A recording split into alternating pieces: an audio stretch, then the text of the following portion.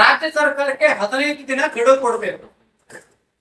15 ದಿನದಲ್ಲಿ ಕೇಂದ್ರ ಸರ್ಕಾರಕ್ಕೆ ನೀವು ಶಿಫಾರಸು ಮಾಡ್ತಿದ್ರೆ ಮುಖ್ಯಮಂತ್ರಿ ವಿರುದ್ಧ ಕಪ್ಪು ಪಟ್ಟಿ ಪ್ರದರ್ಶನ ಮಾಡುವುದು.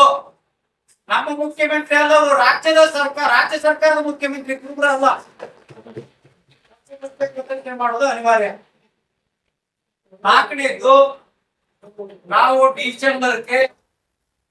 ಡಿಸೆಂಬರ್ದಲ್ಲಿ ಚಳಿಗಾಲ ಅಧಿವೇಶನಕ್ಕೆ ಕನಿಷ್ಠ 20 ರಿಂದ 25 ಸಾವಿರ ಜನ ಡೆಲ್ಲಿಗೆ ಹೋಗುವಂತ ವಿಚಾರ. ಒಪ್ಪಿನ ರಾಯಚೂರು ಜಿಲ್ಲೆದವರು ನಾವ್ 2,000 ಮಂದಿ ಬರ್ತೇವೆ ಅಂತಾರೆ. ನಮ್ ಬೆಳಗಾವಿಯಿಂದ 3,000 ಜನ ಬರ್ತೇವೆ ಅಂತಾರೆ. ನಮ್ ಬೀರೇಶ ನಾನೇ 1,000 ಮಂದಿ ಬರ್ತೇವೆ ಅಂತಾರ. ನಮ್ ಹೊಸಪೇಟೆಯಿಂದ 1,000 ಮಂದಿ ಬರ್ತಾರೆ. ನಮ್ ಕೊಪ್ಪಳದಿಂದ ಕನಿಷ್ಠ 3 ರಿಂದ 4,000 ಜನ ಬರ್ತಾರೆ. ಬಾಗಲಕೋಟೆಯಿಂದ 2,000 ಜನ ಬರ್ತಾರೆ.